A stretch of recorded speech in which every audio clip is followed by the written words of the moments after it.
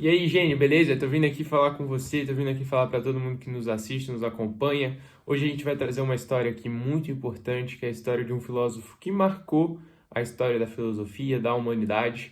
É uma figura tão importante assim que a gente repara isso quando ele consegue dividir eras, né? Existe um período antes dele e um período pós ele.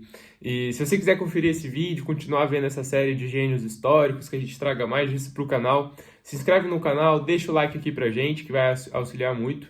Então, claro que eu tô falando dele, tô falando de Sócrates, né? Sócrates que é responsável por dividir a filosofia, a história da filosofia em uma filosofia pré-socrática, uma filosofia pós. Influenciou, enfim, grandes mentes como Platão e Aristóteles, né? Platão é aluno direto dele, até é importante falar isso porque Sócrates, como ele baseava muito o seu método de estudo no diálogo e a sua forma de ensinar e de buscar o conhecimento, ele não deixou nada escrito, né? Não deixou nenhum registro dos seus pensamentos. Então, tudo que a gente consegue saber e aprender sobre Sócrates é através de seus discípulos, principalmente sobre Platão, que escreve duas grandes obras sobre Sócrates, a Apologia a Sócrates, né? A principal obra nesse contexto de ensinar sobre o seu mestre, o seu conhecimento, os seus ensinamentos. E essas obras ele já retrata muito do que é Sócrates pelo jeito como ele ensina e como ele transmite esse conhecimento, que é pelo diálogo, né?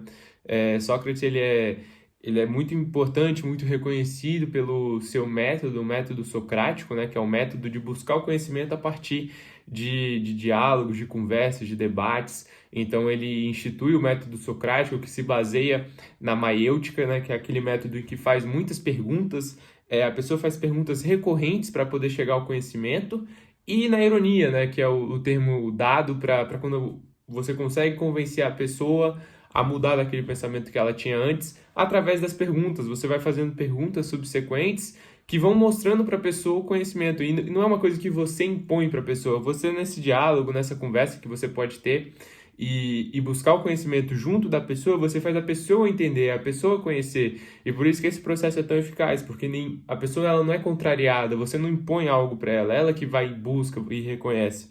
Então esse método de conhecimento de Sócrates é um método reconhecido, até hoje é utilizado, estudado e também muito importante para a filosofia dele. Tanto é que quando a gente olha para a biografia de Sócrates, ele que nasceu em mais ou menos 470 a.C., a gente vê que ele, ao longo da vida dele, ele desenvolveu isso e é muito, assim, muito contado, explicado que Sócrates, grande parte do conhecimento da filosofia que ele estudou e trabalhou foi conversando com pessoas na polis grega, né, na cidade. Ele parava as pessoas e começava a conversar e debater e discutir sobre certos assuntos e assim eles conseguiam chegar a conclusões sobre aquilo.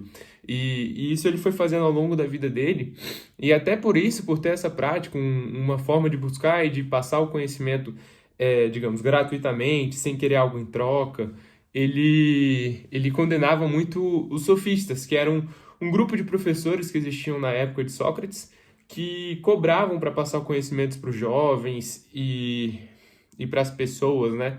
E também faziam assim o método dos sofistas de querer manter sempre a sua opinião, então eles criavam discursos, ensinavam as pessoas a discursar para sempre manterem a mesma opinião, não terem que ser convencidas de que estavam errado ou buscar a verdade. Então Sócrates ele sempre condenou esse tipo de coisa e fazia diferente. E até por causa disso, ele foi condenado, né, a tomar o veneno aos 71 anos de idade, e aí é quando Sócrates ele morre, né? Ele deixa seu legado, isso porque ele foi acusado de estar corrompendo a juventude justamente por ter um método muito eficaz de trazer as pessoas para se convencerem do que é a verdade, de buscar o conhecimento. E aí os sofistas entraram com pedido e condenando Sócrates, etc. E aí teve o resultado que teve. Mas esse resultado até é importante a gente ver que é uma aplicação prática do que Sócrates pregava, né? Porque Sócrates ele tem um trabalho muito importante assim no desenvolver de uma mudança no pensamento filosófico. Porque antes de Sócrates, os chamados filósofos pré-socráticos, eles não buscavam estudar o ser humano, eles buscavam estudar a origem do mundo, né? Então eles recorriam aos deuses e tinha toda aquela cultura grega, aquela mitologia grega que a gente vê. E com Sócrates a gente vê uma mudança, a gente vê talvez o iniciar do estudo da antropologia, né, do estudo do ser humano, buscar no ser humano a verdade. Então, Sócrates ele dá o início a essa corrente filosófica. Isso porque ele tem muitas frases importantes, tem aquela frase conheça-te a ti mesmo, porque é uma frase em que ele quer revelar para o ser humano, para a pessoa, que estudando de si é que a gente pode chegar à verdade em alguns assuntos. Então, Sócrates é reconhecido por isso e ele trabalha e desenvolve a questão da alma, né? De que não era abordado antes, da existência de uma alma. E tanto é que Sócrates é o primeiro filósofo, a primeira pessoa a delimitar o ser humano como um ser racional e político. Então, quando ele faz isso, ele está justamente reconhecendo a existência de uma alma, né, nele, que para ele não faz sentido, por exemplo, quando o ser humano morre, aquela alma ele simplesmente parar de existir, porque os pensamentos, o trabalho, o conhecimento que ele busca em vida é uma coisa que se prolonga na eternidade, digamos assim, para Sócrates, a partir da sua alma, que é onde ele consegue trabalhar essa razão e levar isso consigo. Então, Sócrates tem esse trabalho e até por isso ele consegue desenvolver algumas coisas que são muito importantes para a filosofia, para a ética, que é o trabalho das virtudes. Sócrates ele fala muito das virtudes que o ser humano tem que trabalhar em si, que tem que ser maior do que os desejos da carne, digamos assim, tem que ser maior do que o desejo pelo dinheiro. É mais importante a pessoa ser honesta, e isso você vê na própria prática de Sócrates, quando, por exemplo, ele é acusado, né, de estar corrompendo jovens, e ele recebe a oportunidade de ser exilado, e ele não aceita, porque ele sabe que o que ele estava fazendo não era uma mentira, não era uma coisa errada. Então, assim, ele mantém a honra dele, e se deixa ser condenado. E muitos alunos dele falaram para ele, não, mestre, o senhor pode recorrer, pode ir ao exílio, e ele não aceitou, porque ele tinha isso, ele tinha esse entendimento, é uma coisa que ele trouxe para a prática, então é uma coisa que fortalece o pensamento dele. E Sócrates, assim, ele tem muitas coisas importantes e interessantes de serem estudadas. E assim, Sócrates, ele tem muitas frases conhecidas e famosas que a gente vê pessoas repetindo. Por exemplo, aquela frase que é muito famosa de Sócrates, só sei que nada sei, né? Porque para ele esse é o ponto de origem para buscar o conhecimento, buscar a filosofia. Então, você vê em Sócrates um desenvolver novo da filosofia, um buscar novo em reconhecer as coisas. E Sócrates ele é tão interessante que uma coisa que ele fala que é bem marcante é quanto ao erro, quanto ao ser humano quando ele está errado. Porque Sócrates diz que nenhum ser humano erra conscientemente de que ele está errado. Porque quando a pessoa tem consciência de que aquilo que ela está fazendo é um erro, de que aquilo que ela está cometendo é errado, ela não erra. Então, ele também tem esse ponto e ele traz muito isso do estudo do ser humano, de conhecer a essência do homem, do ser humano, para entender os seus hábitos, as suas práticas e até o que se passa nesse mundo, nesse universo em que nós existimos. Então, o Sócrates ele tem essa função muito importante para a filosofia, é a partir dele que se desenvolve correntes assim filosóficas muito atuais e importantes na formação da cultura ocidental. Depois dele veio Platão e veio Aristóteles, e todo o conhecimento que a gente tem de Platão e de Aristóteles é baseado no pensamento de Sócrates. Sócrates é o fundador dessa nova etapa da filosofia, da cultura.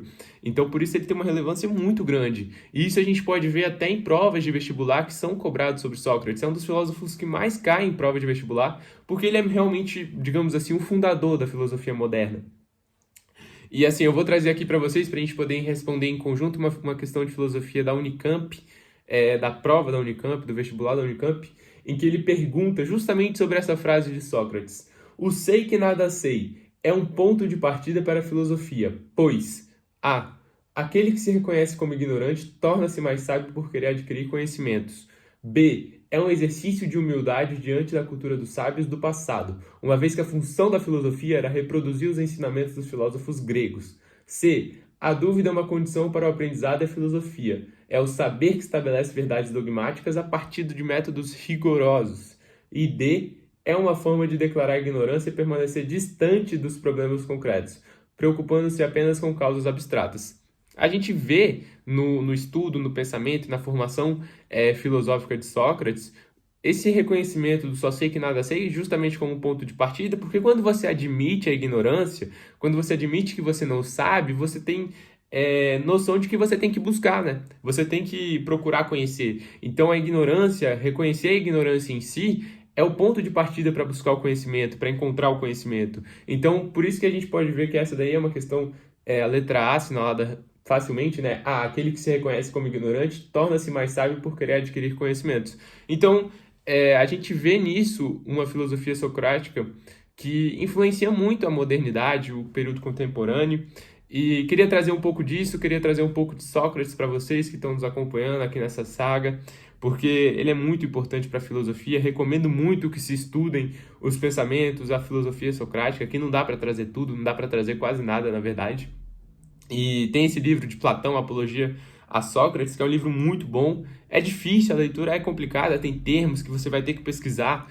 Então, mas eu recomendo, porque fazer uma leitura difícil é muito importante para a vida de qualquer estudante. Não deixe de fazer leituras difíceis agora, porque no futuro você pode ser cobrado e quando chegar lá, será que você vai saber fazer essa leitura? Será que você vai saber usar os termos corretos? Então comece agora, vai devagarinho, vai treinando, vai trabalhando. Essa é uma dica que eu também deixo para vocês. Curtiu o vídeo? Então deixa o like aqui pra gente, se inscreve no canal, ativa o sininho e compartilha com todo mundo. Bora fazer esse canal crescer, beleza? É nóis!